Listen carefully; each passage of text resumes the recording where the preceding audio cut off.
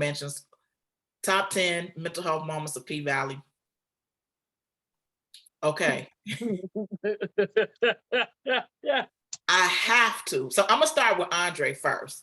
Andre was a little more subtle. And when I say it was a little more subtle, to me, Andre was a young Black man who came from a social economics, lower social economics. He kind of alluded to that. We know that his father is in prison. So to me, his confidence, the self-doubt was always kind of in the back of it. And you saw that when he was dealing with his wife, trying to impress Haley, running for mayor. It was always a slight issue to me of his self-confidence. And so to me, he makes the list for an honorable mention of just, not really sure of who he is. And hopefully we'll get our season 3 so we can see him become. Now, Corbin, Corbin, not so much of a subtle. Now, if you know, you know. And Corbin has a very unusual fetish. Now, I will say on the other side, you have Corbin, who is the bastard child of a white father and a mother who was Black and was the maid at the father's house. I've had a debate, was it consensual? And I do believe it was, because he left Corbin there with his children, yeah, and he left him money. He left him money, and so I Corbin has an interesting fetish. To me, it made me just think about the rural South, Mississippi. Just I'm wondering, Corbin, what's really going on with you? So Corbin and Andre are my honorable mentions. Well, okay. What's really going on there? Clearly, Clifford had given him, has satisfied his, his sexual, what do you want to call him?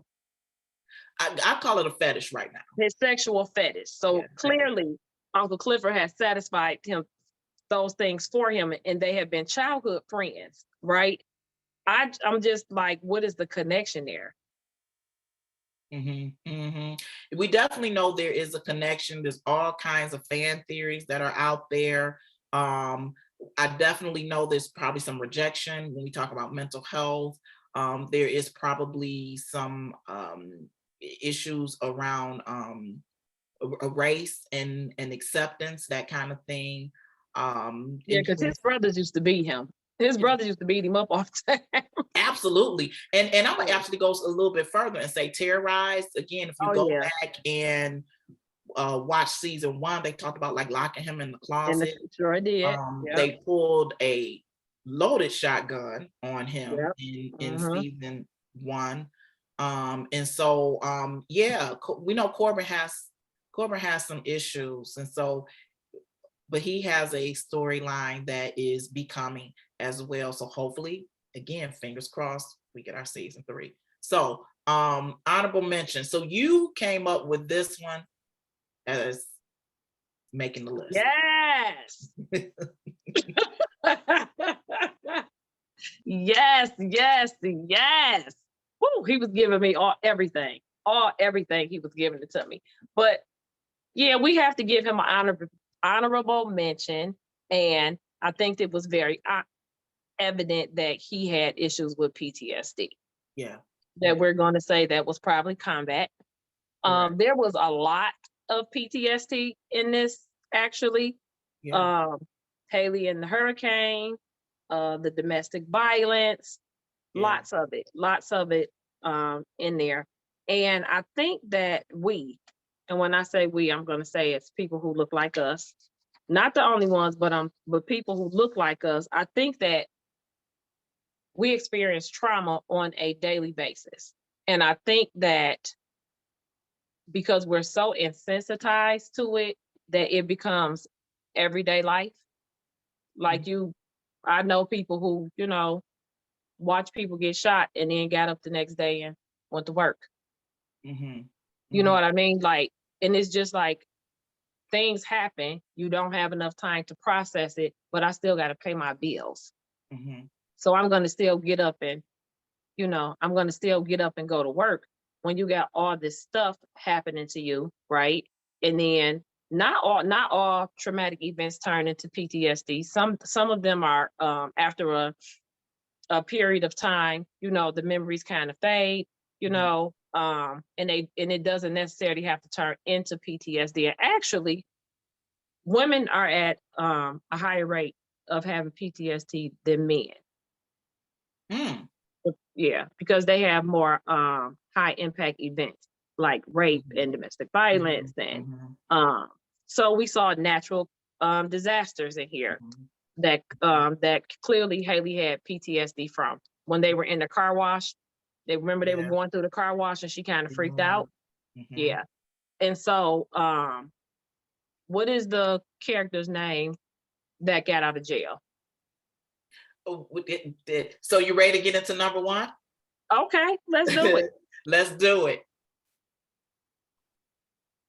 Big Teak. Big Teak. That's his name. Teak. Yes, Big Teak is our number one.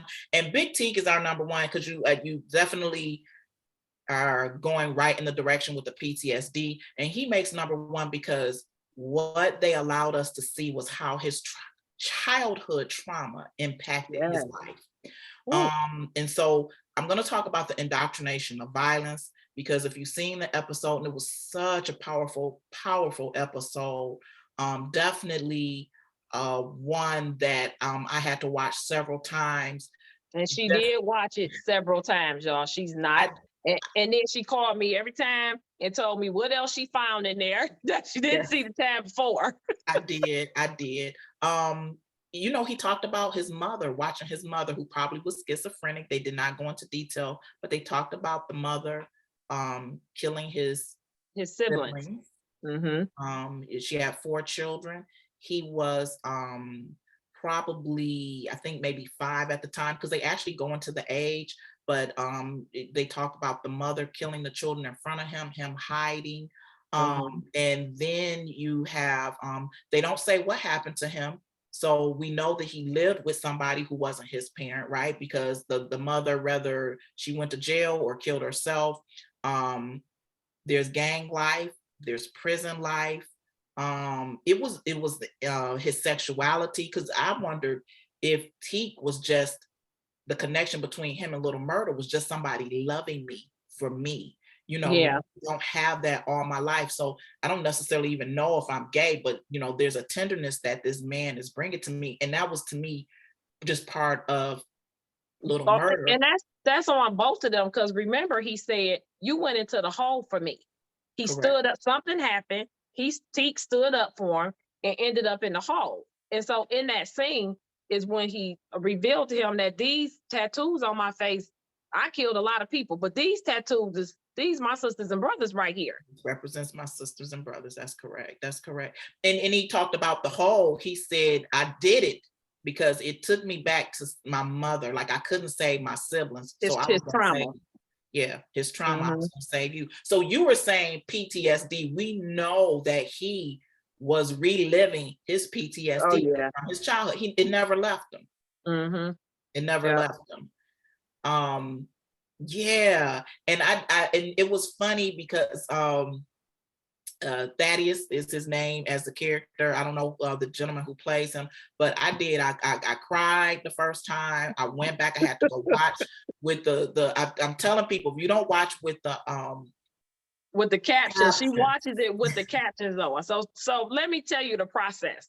So the first time she watches this without the captions on. Okay. That's just because it just came on. I got to see it. Okay. The next time the analyzing starts, then she turns the captions on. Then she watches it again. Then she calls me, and then we talk about it. Then she goes back. And so then she watched it again. Is my love letter to Katori Hall, all of the actors who play. We want a season 3. Thank you for showing our stories. Thank you for making it real. Thank you for making it relatable. You do a dynamic job. Like, each and every one of these actors, how they bring these characters to life. Like I told you in my first video, I didn't want to see another sad story, but I was cheering. I was rooting. They made me laugh. They made me cry. They made me think. They made me watch these episodes 3 times. Like, and it was authentic. Yeah. All of it, through and through. all the details, it was authentic. And it is things that we go through every single day. And when you have done a good job, when people watch or listen to your stuff and they can see themselves, they can look at that and say, damn, that's me. Mm-hmm. Or, you know what I mean? Or, damn, that's my mother. Mm-hmm. And they did an excellent job at that. Mm-hmm. Mm-hmm. And giving us a peek into the rural South. And one of the things you said, and often into a place where people that we forget or think less of. And like I said, for me, it just had me falling in love with people and rooting for people and saying, I see you. And this is my love letter to P Valley. Yes, and I'm going to be an old stripper now. Baby, some of them tricks on that pole had me sitting up in my bed like, damn. That I'm going to be an old stripper. It's already, I'm there. Listen, anything you want to share with the people, if you because I want to tell them they got to listen to your podcast. It's very relatable, it's very real, sharing from a mental health perspective and personal stories as well. Yes. The podcast deals with everyday mental health. It deals with accountability, self-care, and it just goes into stuff that we deal with every single day. It is at Fix Yourself, YOSELF. Fix Yourself Podcast is the name of it. You can find it on your favorite streaming services. And, I hope you get as much out of that as me and Shawnee did out of this. Yeah. So thank you for joining us. Like, subscribe, share. Yes. Unmasking Mental Health with Dr. Shawn.